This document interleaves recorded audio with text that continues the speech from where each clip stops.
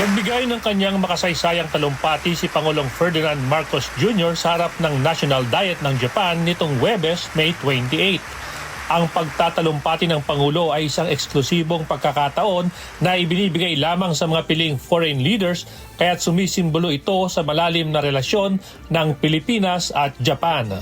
Sa kanyang talumpati, binigyang diin ng Pangulo ang 10 taon ng anibersaryo ng makamit ng Pilipinas ang Arbitral Award kaugnay ng posisyon ng Pilipinas sa West Philippine Sea o South China Sea noong 2016.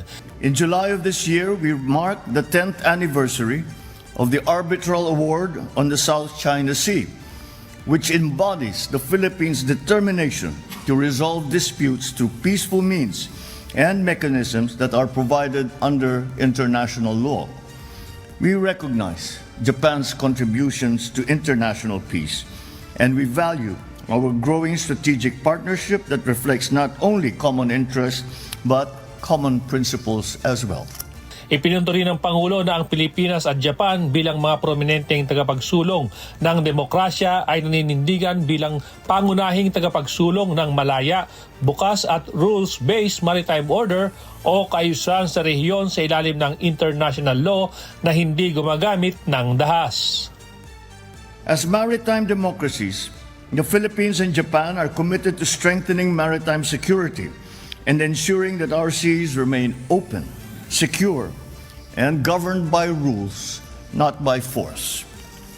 The Philippines remains at the forefront of upholding a rules-based maritime order. Nagbalik tanaw rin ng Pangulo sa panahon ng pagkakasundo ng Japan at Pilipinas. 70 taon na ang nakalipas na ngayon ay tinatamasa ng parehong bansa at lalo pang naging malalim ang ugnayan at pagkakaibigan. Destiny has made us neighbors. We made peace with the past. From reparations to aid, we have built a robust economic relationship, intensified by the Philippines-Japan Economic Partnership Agreement, the Philippines' first free trade agreement. Today, Japan stands as the Philippines' leading source of investments. This strong economic foundation has matured into a relationship anchored in mutual trust. Samantala sa joint press conference ni Pangulong Marcos at Japan Prime Minister Sanai Takaichi, kasunod ng kanilang bilateral talks kagabi, nagkasundo ang dalawang leader na isulong ang dalawang mahalagang paksa, ang pagpapalakas ng bilateral relations kasama ang malinaw na pagtukoy sa maritime borders at ang pagkakasundo kaugnay ng General Security of Military Information Agreement o GSOMIA.